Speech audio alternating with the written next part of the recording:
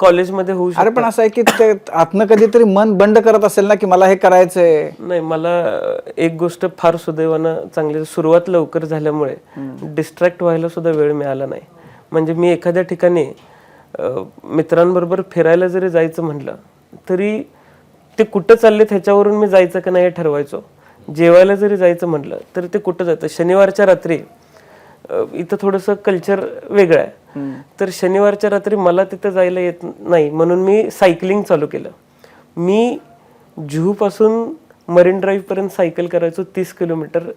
पहाटे 3ला निघायचो, मी सायकल करायचो, मरीन ड्राईव्हवर एकटाच नाश्ता करायचो आणि पुन्हा 12 वाजेपर्यंत परत यायचो. हे माझं रुटीन मी चालू केलं होतं.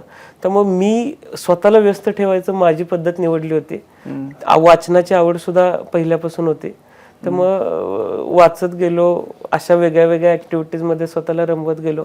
त्यामुळं डिस्ट्रॅक्शनची गरजच कधी वाटली नाही आणि आता ही गरज वाटत नाही, ह्याच्या पुढे तर होणारच नाही.